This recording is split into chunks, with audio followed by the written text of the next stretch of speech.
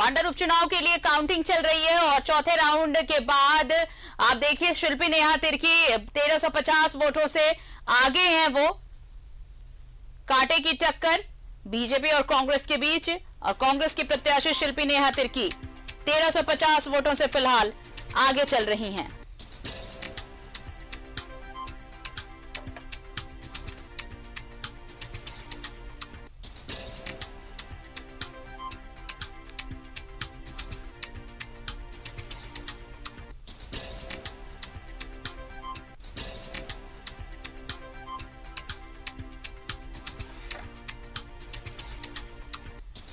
शिल्पी Neha Tirkey 1350 vote से आगे। कांग्रेस प्रत्याशी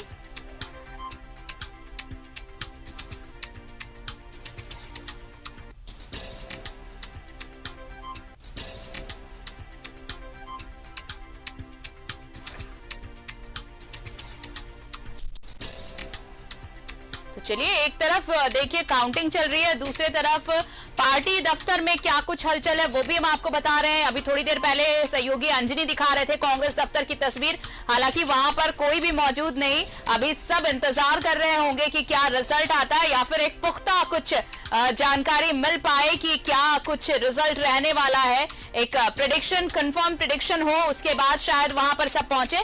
लेकिन अब आपको फिलहाल हम लिए चलते हैं बीजेपी दफ्तर, जहां मौजूद है हमारे सहयोगी अजय लाल। वहां किस तरह की हलचल नजर आ रही है वो दिखाते हैं। अजय, देखिए पहले राउंड के बाद दूसरे राउंड में गंगोत्री कुजूर ने बढ़त तो बनाई थी, लेकिन तीसरा और चौथा राउंड जो उसकी जो काउंटिंग हुई है, एक बार फिर से कांग्रेस प्रत्याशी आगे, क्या कुछ हलचल बीजेपी दफ्तर में? बिल्कुल आरती, देखिए 21 राउंड तक की काउंटिंग होनी है। जाहिर सी बात है अभी ऊपर नीचे का दौर चलेगा, लेकिन सबसे इन सब के पहले न्यूज 11 की ताकत में दिखाने की कोशिश कर रहा हूं। इस वक्त मैं मौजूद हूं भारतीय जनता पार्टी के प्रदेश अध्यक्ष दीपक प्रकाश के कक्ष में, जहां पर आज सुबह से ही न्यूज 11 का कवरेज लगातार दीपक प्रकाश देख रहे हैं। जाहिर सी बात है ये वो शक्ति है न्यूज 11 की जिस पर झारखंड की 3.25 करोड़ जनता विश्वास करती है। और दीपक प्रकाश जी हमारे साथ मौजूद हैं, मैं उनसे बातचीत करूंगा। सर, सबसे पहले आपको न्यूज 11 के लिए बहुत धन्यवाद कि आप जैसा शख्स न्यूज 11 पर विश्वास जताते हैं, बहुत धन्यवाद आपका। बहुत बहुत धन्यवाद आपको और आपके जो दर्शक हैं उन सबको भारतीय जनता पार्टी की ओर से लगातार शुभकामनाएं। सर, जो मांडर में वोटों की गिनती जारी है, हालांकि 21 राउंड तक होनी है, लेकिन ऊपर नीचे का दौर जारी है। चेहरे पर आपको मैं मुस्कुराहट देख पा रहा हूं। देखिए, जीत हमारी सुनिश्चित है। हमारी वोटों की गिनती उन स्थानों पर हुई जहां पर पिछले चुनाव में हम काफी पीछे थे, उसको हमने कवर किया है। और अब भारतीय जनता पार्टी के जो मतदाता हैं उस क्षेत्रों से वोटों की गिनती शुरू होगी और हम चुनाव जीतेंगे। सर, कहा यह जा रहा है कि वो सीट कांग्रेस की रही है, कांग्रेस ही जीतेगी। पहले तो किसी समय में पूरे देश में कांग्रेस का राज था, आज तो कांग्रेस का नामो निशान मिट रहा है। और झारखंड में तो कांग्रेस सत्ता में बैठ करके जन विरोधी काम कर रही है और जनता की मूलभूत जो सुविधाएं हैं, सड़क, बिजली, पानी, शिक्षा, चिकित्सा और कानून व्यवस्था, इन कांग्रेसियों ने बहुत ही तरह से झारखंड को हालत खराब। अच्छा, मेरा एक सवाल अगर आप दीपक प्रकाश से पूछे तो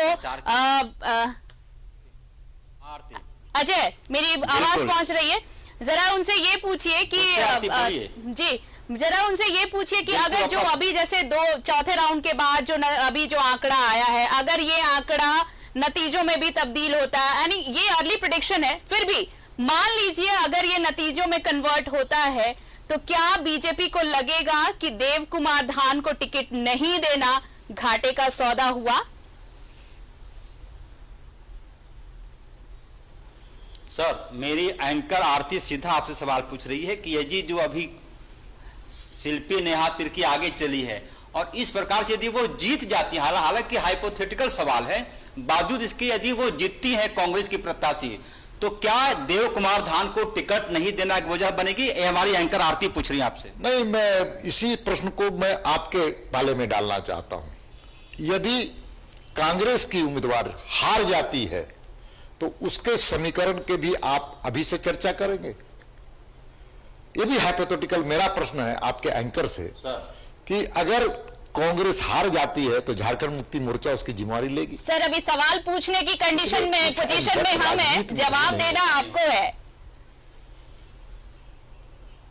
हाँ सर, हम ये जानना चाह रहे थे कि आप लोग चुनाव प्रचार में गए, जो सवाल अधूरा रह गया था, एजेंडा क्या रहा वहां चुनाव प्रचार के दौरान, क्या बातें होती थी? भ्रष्टाचार और काली कारिस्तानी इनकी, कानून व्यवस्था, वंशवाद और विकास के मुद्दे। क्यों उनकी सदस्यता चली गई थी? भ्रष्टाचार के कारण। क्यों उनकी ही बेटी सबसे अच्छी थी जो उनको उम्मीदवार बनाया गया? क्या यह सच नहीं है कि इनके शासनकाल में कांग्रेस और झारखंड मुक्ति मोर्चा में भ्रष्टाचार बढ़ा है? प्रखंड में, सीओ ऑफिस में, थाने में भ्रष्टाचार की चरम सीमा पहुंची है, अभी भी दौर जारी है। और मैं कह सकता हूं कि मुख्यमंत्री जी पर ही आरोप नहीं लगे, बल्कि उसके नीचे जितने लोग हैं झारखंड मुक्ति मोर्चा और कांग्रेस के लोग, आज सत्ता की मलाई खा रहे हैं, सेवा करने के बजाय मेवा खाने का काम कर रहे हैं। जनता इन चीजों को देख रही है। सर ये जो चुनाव प्रचार, चुनाव परिणाम आएगा मांडर का, वो क्या मैसेज देने की कोशिश करेगा? यदि भारतीय जनता पार्टी जीतती है तो? देखिए, सत्ता का दुरुपयोग उन्होंने किया, ये सच है चुनाव में, इस चुनाव में निश्चित तौर पे, लेकिन उसके बावजूद जनता का जन समर्थन भारतीय जनता पार्टी के साथ है। ये बता रहे हैं चुनाव के जो अभी आ रहे हैं परिणाम। आप कह सकते हैं कि पिछले बार कितने वोटों से जीते थे बिंदु तिर्की, आज कितना स्ट्रगल कर रहे हैं, और अंतिम विजय तो भारतीय जनता पार्टी की होगी, ये भी तय। अच्छा सर, एक बात सवाल दे दीजिए कि आप लोगों ने भी पूरी मेहनत लगाई थी, पूरे केंद्रीय मंत्री तक आए एक मांडर उपचुनाव को जीतने के लिए, क्या इसकी जरूरत पड़ी थी कि इतनी ताकत भाजपा के लोग लगाए? अब यही प्रश्न मैं पूछना चाहता हूं, मुख्यमंत्री जी क्यों लगातार वहां गए? मुख्यमंत्री जी भी तो वहां पर, तो प्रतिष्ठा का सवाल है कि जीती हुई सीट है। भारतीय जनता पार्टी की कमल फूल खिलाने का हर कार्यकर्ताओं को जरूरत है। हर क्षेत्र में कमल फूल खिले, चाहे वो केंद्रीय मंत्रिमंडल का कोई मंत्री हो, चाहे कोई बूथ का कार्यकर्ता, सब लोग कमल खिलाने के लिए कृत संकल्प हैं। और कमल खिलेगा तभी विकास होगा, भ्रष्टाचार रुकेगा। और इन सारी बातों का सब जिक्र करते हैं तो चेहरे पर कुटिल मुस्कान आपकी आ जाती है। मैं इसलिए बार कर रहा हूं कि झारखंड की 3.5 करोड़ जनता को तबाह करने वाला कांग्रेस और झारखंड मुक्ति मोर्चा है। और ये चुनाव जो आ रहे हैं परिणाम, इससे साफ जाहिर हो रहा है कि पिछले बार चानो प्रखंड में बंधु तिर्की ने कितना लीड लिया था, और आज बेचारे बंधु तिर्की नहीं बल्कि हर कांग्रेसी और झारखंड मुक्ति मोर्चा के चेहरे में परेशानी झलक रहा है। चलिए आरती, तो बहुत सारे सवालों का जवाब आपको मिल गया होगा, आपके माध्यम से दर्शक भी जान गए होंगे।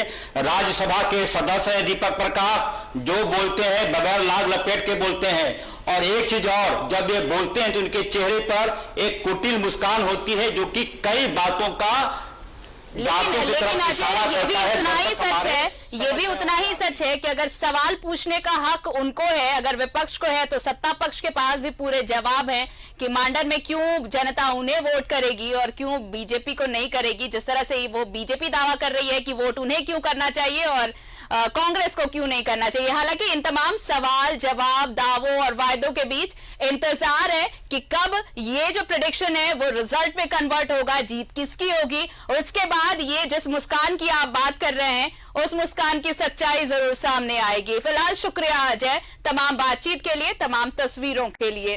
और देखिए, एक छोटे से ब्रेक के लिए रुकते हैं, खबरें लगातार जारी रहेंगी, आप देखते रहिए न्यूज़ 11 भारत।